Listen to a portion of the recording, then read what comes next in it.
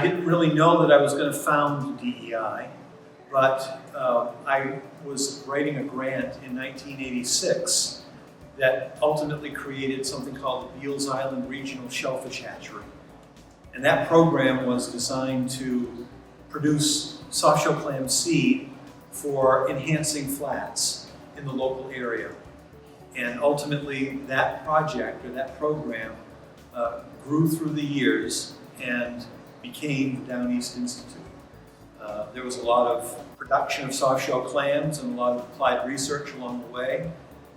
We created a board of directors that fostered DEI's growth, but my reasoning for getting involved ultimately was to do something for the community that applied to economic development, and that seemed to me, through softshell clams, was a pretty good way to go. I am a 7th generation Jonesport Beals person. My grandfather was born on an island in Moosabec Reach called French House Island in 1897. And so as I grew up, I was very close to my grandfather and my grandmother, who used to live in back of the old school, Jonesport High School, and then Jonesport Beals High School in the middle of town in Jonesport. And my grandfather had a lobster boat and a wharf down below the house that still sits there. I would go lobster fishing and clamming with him and build lobster traps and things like that. Learn how to knit heads and knit bait pockets. That really got me very interested in the marine environment and led me to go to the University of Maine at Machias to learn more in depth about the marine systems. And that really got me very much interested in what I'm doing right now, which is teaching and doing research on, guess what, softshell clams. So my job title is actually 3. First, I'm a professor of marine ecology at the University of Maine at Machias. I'm also the director of research here at the Down East Institute. And because DEI serves as UMM's Marine Science Field Station, the University of Maine at Machias has also given me the title of director of the Marine Science Field Station. So what do I do? Well, I do teaching half-time, and I conduct research half-time. And the teaching that I do is related to the classes in marine biology and marine ecology, as well as some math courses in statistics and experimental design. The research that I do is on commercially important species that live in our local marine environment, such as lobsters and clams, oysters, mussels, lots and lots of different commercial species that have 2 shells or are bivalves. Whether that bivalve is a scallop or a clam, that's what I'm interested in. So on a daily basis, I'm usually in the classroom in the mornings, and then in the afternoons I'm writing up some of my research, or I'm going out into the field to conduct the research. I spend a lot of time in the summer doing a lot of field work, and I also have to write a lot of grants to provide the funding for me and others to do that research, and that takes a lot of time as well. And the other part of spending my time is writing up the information that the research generates. That is to say, collecting the data and then writing reports or papers that would be published in scientific journals.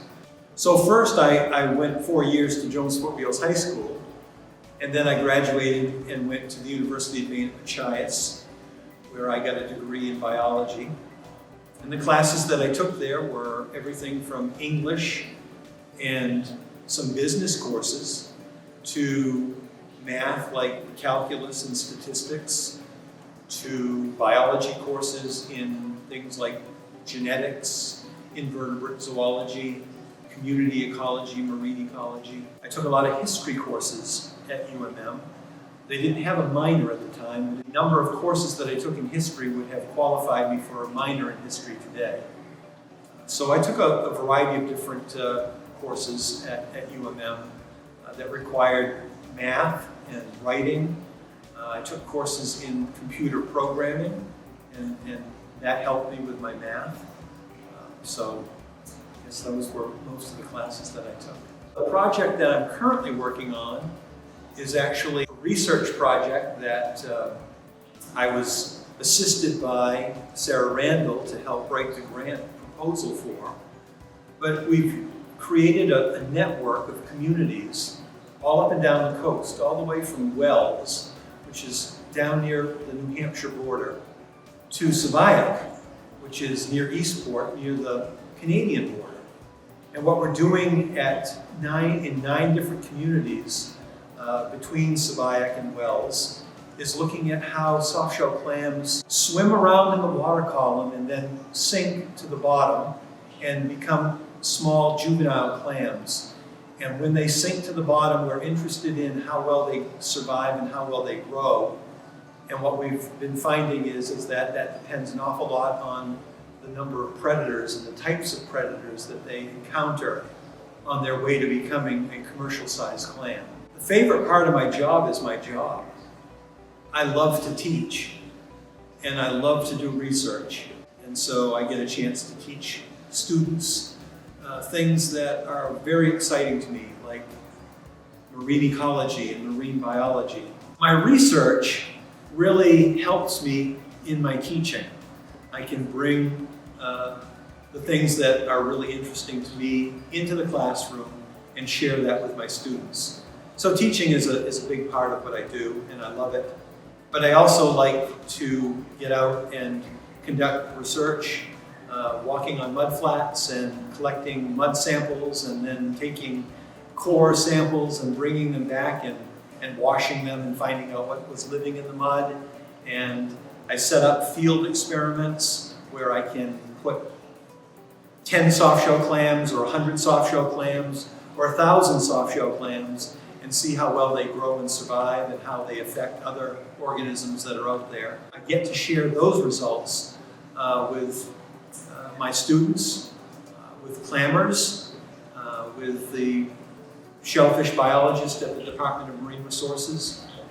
So there isn't very much that I dislike about my job. I fly the clams because every time I pick up a clam and fly it, I am standing next to my grandfather, at least in my mind, because he's the one that showed me how to fly a clamshell. And flying the clamshell takes a little bit of skill. You have to know how to throw a baseball, and you have to know how to grip the clamshell the right way to make it actually fly. So for me, flying clamshells puts me in touch with my grandfather. But I want to share that with you and everybody else and show them how cool it really is and how neat it is to watch that clam just kind of float in the air and move very far away from you, and how beautiful physically it is to watch that clam fly. So I just want to share that with everybody. I have to answer that question by going to your next one, which is what's my favorite organism?